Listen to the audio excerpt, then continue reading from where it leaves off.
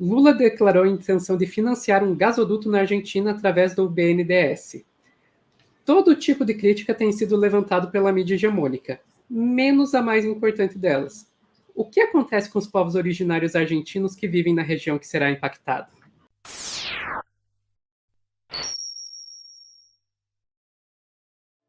Mas, enfim, essa história ela começa lá com o Lula na CELAC, né? Tá rolando lá esse encontro dos países caribenhos e latino-americanos. O Lula viajou, agora ele foi para o Uruguai, mas primeiro ele passou pela Argentina, e na Argentina ele falou aí do papel do BNDES.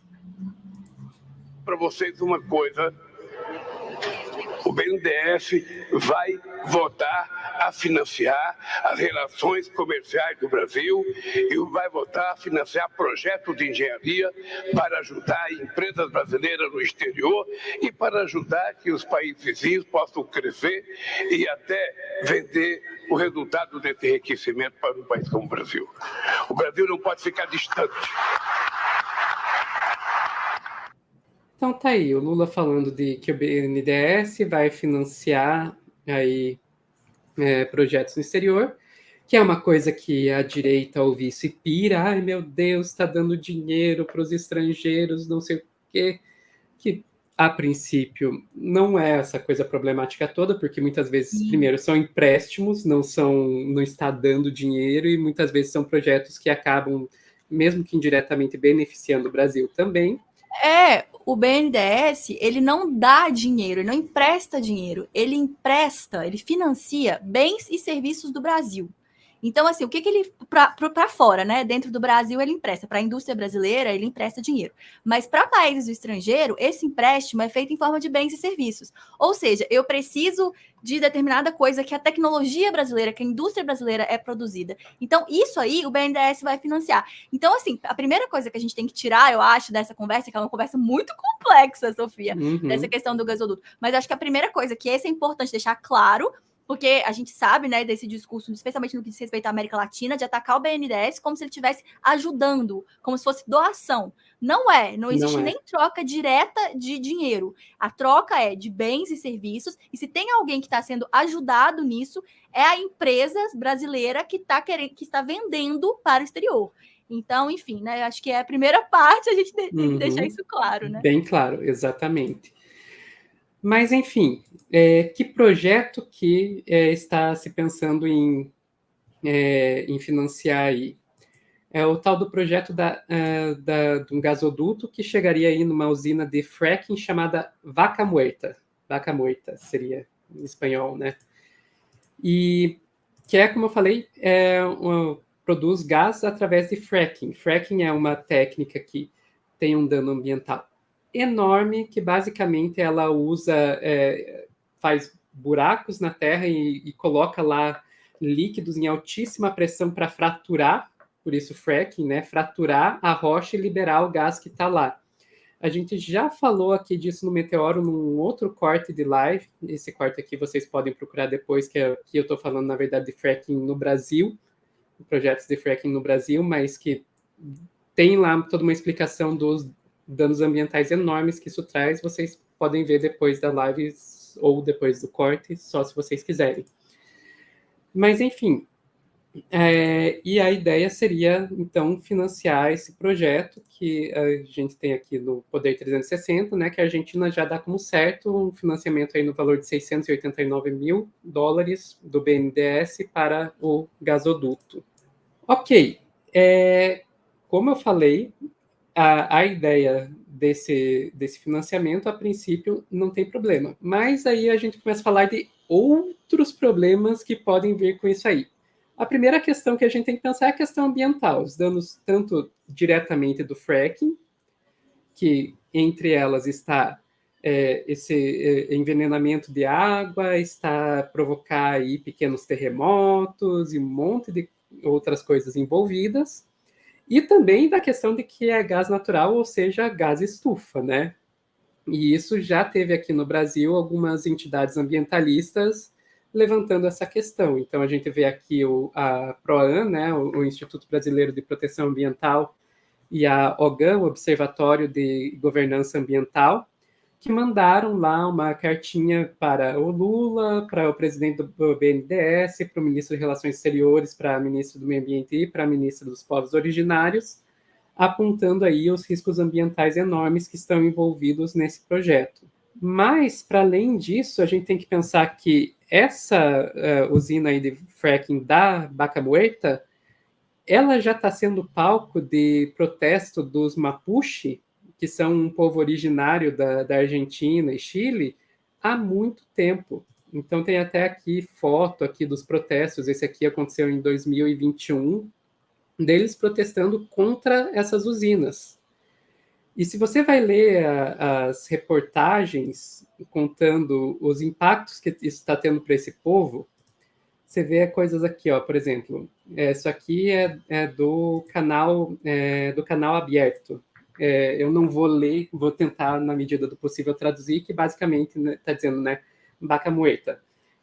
Terremotos, seca, vazamentos de petróleo e comunidade Mapuche em pé de guerra. Daí fala lá que a Confederação Mapuche de Neuquén, que é a região, lá, a província da Argentina, fez bloqueios pesados, fez bloqueios ao acesso à mega usina no passado, que exigem do governo que remediação das petroleiras, né, reparação das petroleiras ao impacto da atividade, reconhecimento territorial é porque, de acordo com a reportagem, só 20% das terras Mapuche na área são reconhecidas como terras Mapuche, ou seja, o mesmo problema de demarcação que a gente vê aqui no Brasil, e intimou a YPF, que é a empresa responsável. Daí embaixo fala no texto, aspas do representante ali do povo Mapuche, estão esvaziando os rios que provêm água para toda a região, estão fazendo a terra tremer, a terra com suas explosões, provocando terror, especialmente às nossas crianças, meninos e meninas. Continuam contaminando a terra, a água e o ar com o seu tratamento de resíduos, continuam fazendo as nossas vidas mais precárias em favor do progresso que existe só para eles. Então, gente, é um pouco doloroso ver, assim, tipo, especialmente quando a gente olha o que está acontecendo no Brasil. A gente está enfrentando uma tragédia socioambiental aqui no nosso país, e a gente vê que está se falando em financiar uma tragédia socioambiental no país vizinho, e as pessoas estão preocupadas em discutir se o BNDES deveria estar financiando projetos no exterior ou não.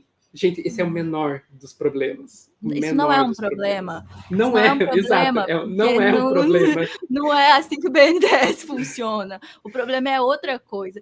Sofia, eu posso ler um trechinho do discurso da posse do Lula, que ele fala de sustentabilidade agora para a gente? Claro. Só para a gente lembrar o que ele disse na posse. Qual foi o compromisso, né? O discurso da posse ele é um compromisso. E aí o que ele disse? Nenhum outro país tem as condições do Brasil para se tornar uma grande potência ambiental, a partir da criatividade da bioeconomia e dos empreendimentos da sociobiodiversidade. Vamos iniciar a transição energética e ecológica para uma agropecuária e uma mineração sustentáveis, uma agricultura familiar mais forte, uma indústria mais verde. Nossa meta é alcançar desmatamento zero na Amazônia e emissão zero de gases do efeito estufa na matriz elétrica. Além de estimular o reaproveitamento de pastagens degradadas, o Brasil não precisa desmatar para manter e ampliar sua estratégica fronteira agrícola. É um discurso lindo, e mais do que lindo, ele é o discurso que o Brasil e o que o planeta precisam do presidente do Brasil. E nos últimos anos, porque pelo desastre, da catástrofe que foi esse país nos últimos 4 anos, a gente, e eu 100% estou me colocando nesse lugar, e por isso eu estou falando a gente, assumiu uma posição defensiva. Porque a gente ficou o tempo todo tendo que lutar e tendo que, sei lá, assim, para sobreviver mesmo, sabe? Gritar pela sobrevivência e experimentando o pior presidente de todos os tempos. Então, quando a gente tem de volta o Lula, que para tanta gente, assim como para mim, assim, é uma grande esperança, é uma renovação da esperança e que deixa a gente perder aí esse medo de ser feliz e querer pra caramba ser feliz, a gente assume um pouco essa posição defensiva de não querer criticar, de não querer questionar. Mas a gente tem que pensar também que a nossa parte, né, nossa responsabilidade, enquanto cidadãs do Brasil, enquanto eleitoras do Lula, é cobrar e é questionar certas questões e trazer certos debates. Esse é um desses. Financiar esse projeto na Argentina não é coerente com o discurso da posse.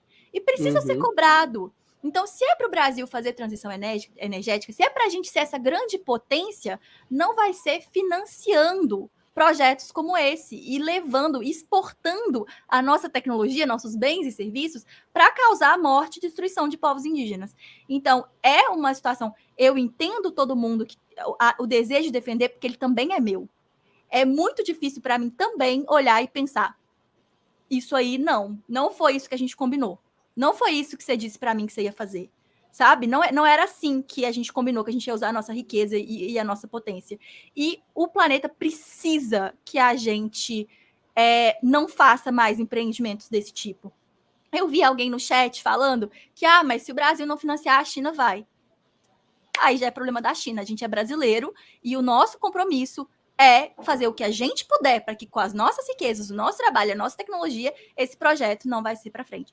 Então, assim, desculpa todo mundo que se sentiu ofendido. Não é, pessoal, não é com vocês e não é com o Lula. Eu entendo o desejo de defender ele. Eu também sinto isso com todas as minhas células. Mas não dá pra gente esquecer o que ele prometeu pra gente. Ele tem um compromisso de cuidar do meio ambiente. E financiar esse projeto não é cuidar do meio ambiente.